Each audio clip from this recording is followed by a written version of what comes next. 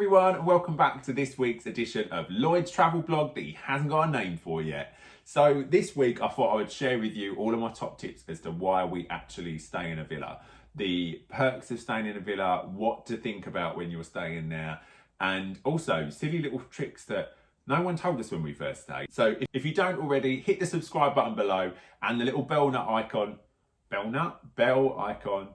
If you don't already, hit the subscribe button below and the bell notification so that you get notified every time that I post a video. Don't forget, these are coming to you fortnightly on a Sunday for your enjoyment and Disney fix.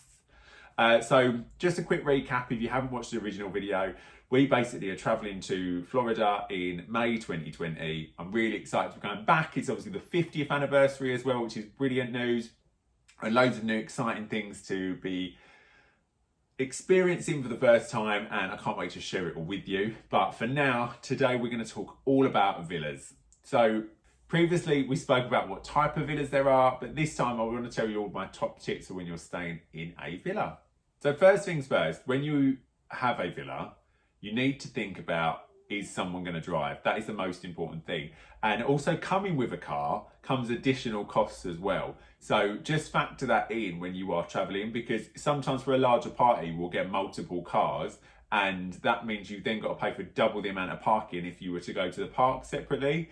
So just bear that in mind, and it is something that you definitely need to think about. Don't forget, all of the parks are now charging, with the exception of SeaWorld, from my understanding. We're only talking about Disney parks whilst we're doing this, and I want you to experience this trip with us. So Disney are currently charging $25 a day for parking on site. So if you have more than one car, that can quickly add up, so bear that in mind. If this is your first time traveling to the States and you decided to do a villa, then fair play to you, because it is literally home away from home. You'll be so relaxed. It is lovely. I've personally never had a bad experience in a villa to date, and we've done quite a few. So I thought I would give you some advice on what to bring with you to your villa. So bear in mind, America is basically England, but just hotter. So this brings me on to my second tip of the day. So if you are going to a named villa complex or a named villa, we spoke about that before, then you will know the area that you're going to be staying in. So the advantage is, if you download the Walmart app, Walmart now do click and collect. So you can prepay and pre-plan what you would like to be ordered ready for your arrival. So I like to have like a little shopping list on the go. We normally do it just before we travel, so we know exactly what's going to be happening. And when we arrive at the villa, we dump our cases, and two of us will go off and do the shop for everyone. So that means that you haven't got loads of people in Walmart chucking stuff in a trolley. You'll then get to the checkout and have a $400 or $500 bill before you know it, because by the time you've seen the enormous cakes and the amazing sweets that you've been hearing all about and you've seen online and all that sort of stuff, it's so easy to get out of control. So using the Walmart app, you can literally head online, order everything before you travel, and then go and pick it up. How brilliant is that? So it's no different to doing a click and collect at a shop at home. Tip number 3 is to save you space in your case. That actually rhymes. I didn't even mean it to. So basically, don't bother taking your towels. So the villa has towels already. So why would you need to take additional towels around the pool and everything? I mean, I'm not being funny. At home, if it's sunny and I've been in the hot tub, I don't rush and get a towel. I'll just sit in the sun and dry off. So why would you not do the same? If you go to a Disney park, you can always buy a towel, because you're probably going to anyway.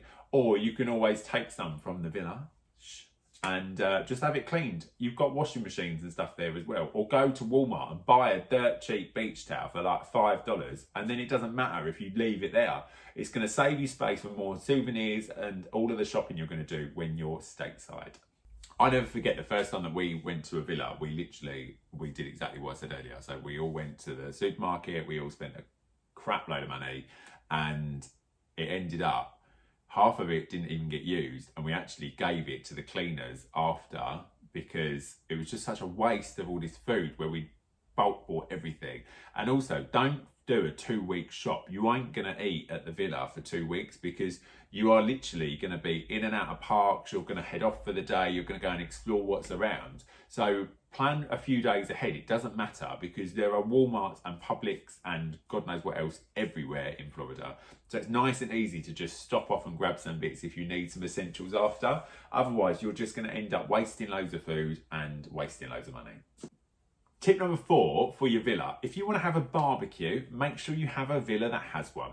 Because most villas, where you've got the netting over your swimming pool, it's to stop those pesky insects and most importantly, alligators getting into your pool. You're not allowed to have barbecues inside because the heat will melt the netting, so then it makes it a fire hazard. So a lot of villas, if you're going to a named complex or a named villa, will tell you whether you can have a barbecue or request it from your booking agent so that then they can make sure that you've got one provided and then you can use that as well. I know I spoke about it previously, but data roaming charges can be extortionate in the US. So making sure that you've got a provider that will allow you to use your phone is really easy. If you're traveling with children, make sure you've got a villa that has got Wi-Fi, because then you haven't got to worry about paying the data roaming charges. And it means that they can carry on looking at all of the amazing Lloyd's travel blog with no name yet videos that they like, or if you want to catch up on a top tip. Don't forget, in all of the Disney parks and other providers, Wi-Fi is free, so you don't need to pay a bolt on, because if you've got it at your villa and you've got it there, they're going to be asleep in the car because they're going to be knackered. What I've got into the habit of doing just before we're going is making a shopping list now for when I go shopping, so I roughly am going to know what I need to order before we travel as well. So I just think that'll help us massively when we're trying to put the list together, because you know what it's like. You're literally like, oh, let's get some bread and some eggs. Do you even eat eggs? Why are you putting them on a list?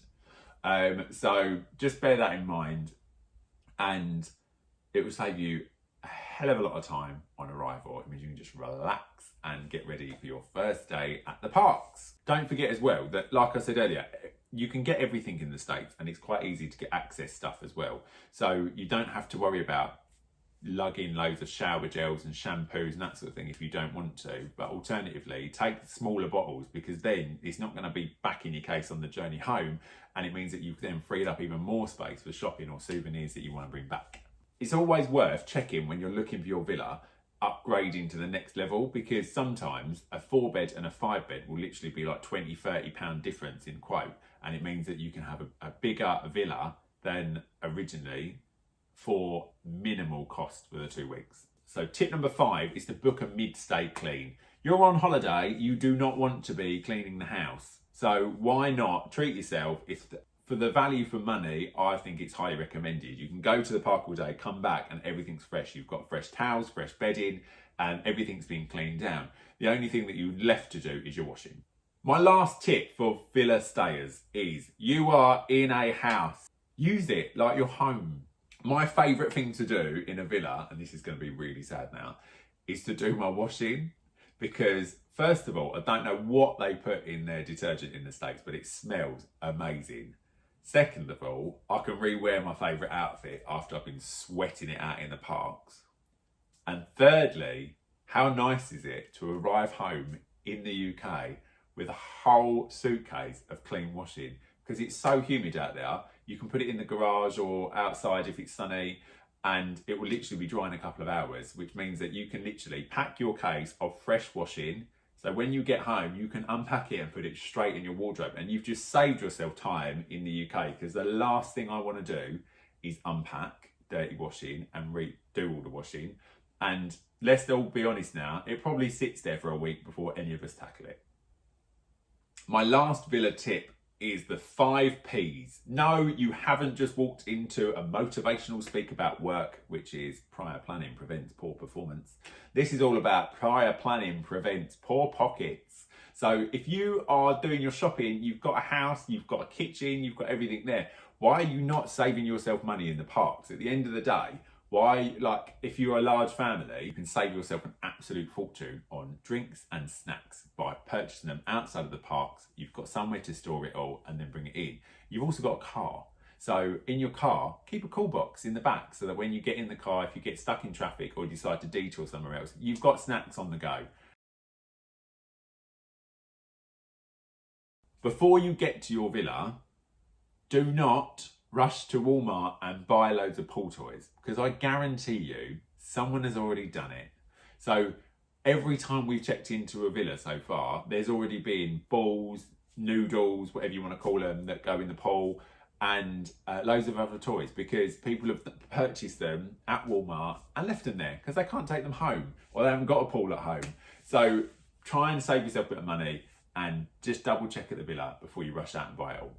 What you also need to consider, I don't want to talk about going home already because it's going to make me sad and I've not even been yet, but what you also need to bear in mind is that having a villa is brilliant, but you need to think about where you're going to keep your luggage when you go home. So on your last day, your checkout is normally about 10, 11 o'clock in the morning.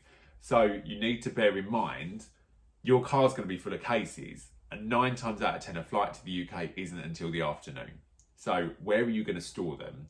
Disney do have some lockers that you can use, and there's also lockers at the airport, but you need to make sure you plan that ahead, because otherwise your car's going to be full of luggage on the last day. Even though you're in a villa, yes, you can save some money by buying some food in Walmart, all that sort of stuff. But you are on holiday. Don't forget you are in America. Food is cheap.